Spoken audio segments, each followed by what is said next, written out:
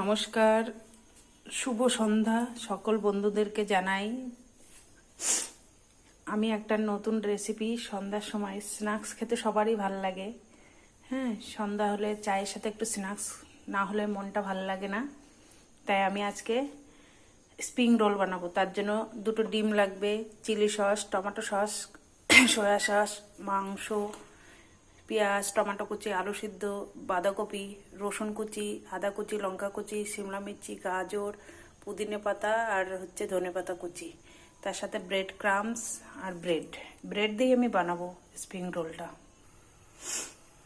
তেলটা গরম হয়ে গেলে আমি রসুন কুচিটা দিয়ে লাল একে একে পেঁয়াজ কুচি, টমেটো কুচি, আদা কুচি, লঙ্কা কুচি, গাজর কুচি সব দিয়ে দিচ্ছি।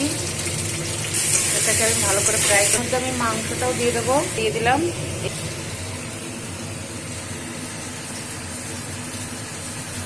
এক চামচ জিরে গুঁড়ো, এক চামচ ধনে গুঁড়ো, সয়া সস দেবো একটুখানি,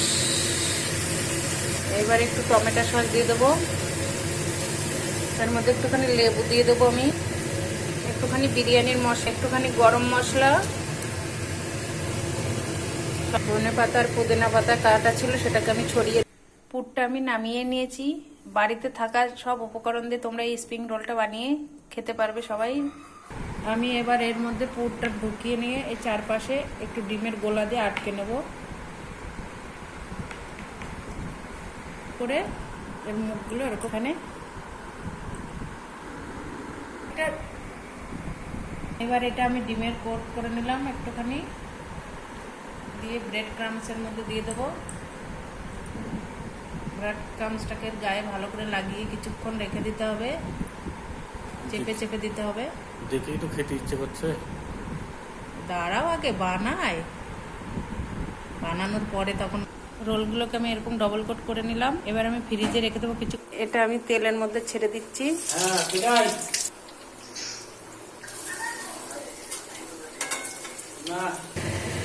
ভেজে আমি তুলে নিচ্ছি। এরকম লাল লাল করে ভেজে নিয়েছি, এই তুলে নিচ্ছি। তোমাদের যদি ভালো লাগে এই রেসিপিটা শেয়ার করবে, লাইক করবে, কমেন্ট করবে, সাবস্ক্রাইব করবে। অবশ্যই বাড়িতে বানিয়ে ট্রাই করে আমাকে কমেন্ট করে জানাবে। আমার মেয়ে খেয়ে এবার বলবে কেমন হয়েছে। বলো তো কেমন হয়েছে সোনা, স্প্রিং রোলটা কেমন হয়েছে? খুবই ভালো হয়েছে না? তো সবাই বাড়িতে বানিয়ে এরকম বাচ্চার টিফিনও দিতে পারো। তোমরা সন্ধ্যার সময় চায়ের সাথেও এটা খেতে পারো। আর খেয়ে আমাকে কমেন্ট করে অবশ্যই জানাবে, সাবস্ক্রাইব করবে, লাইক করবে।